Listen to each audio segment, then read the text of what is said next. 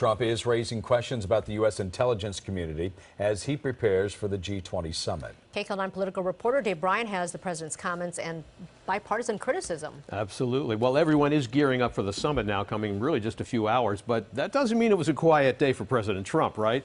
Although the action is in Germany, where the G-20 summit will get underway on Friday, President Trump had plenty to say during a news conference in Poland. He ripped the U.S. intelligence agencies when he was asked a question about Russian meddling.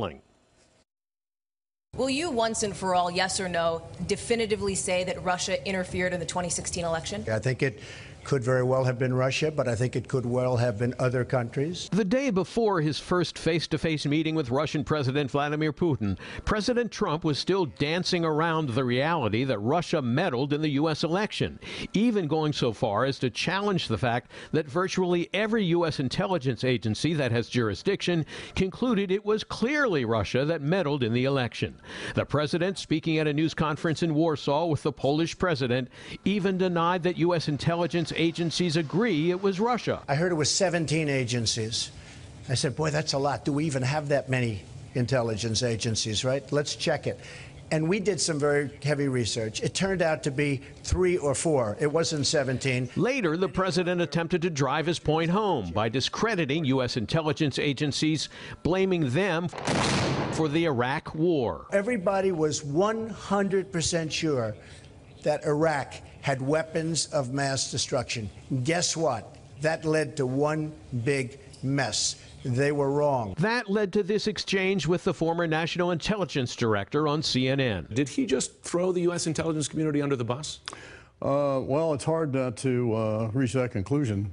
We saw no evidence whatsoever that was anyone involved in this other than the Russians. Republican Congressman Adam Kinzinger went even further in criticizing President Trump's attack on U.S. intelligence agencies, raising the question that even if you agree the intelligence reports on Iraqi weapons were completely wrong, is this the right time and place to raise that issue? It is extremely damaging to try to air something like that when you're overseas. I think it's wrong for the prior administration when President Obama did it.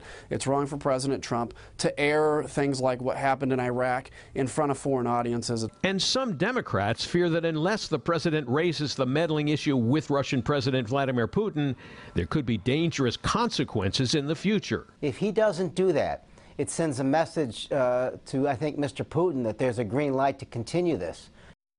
Well, tonight there's a great deal of interest, as we mentioned, and speculation about the meeting Friday between President Trump and Russian President Putin, and lots of issues for them to discuss, from the North Korean missile launch to Russian policies in Syria and Iran, and Russian meddling in the American election.